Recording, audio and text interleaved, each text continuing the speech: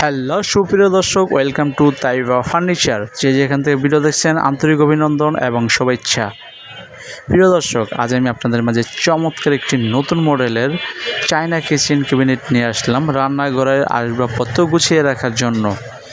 Kitchen ক্যাবিনেটটির price মাত্র ৮,০০০ টাকা। মাত্র ৮,০০০ টাকা আপনারা এত সুন্দর একটি কিচেন ক্যাবিনেট পাচ্ছেন, তাও ক্যাশ অন ডেলিভারিতে।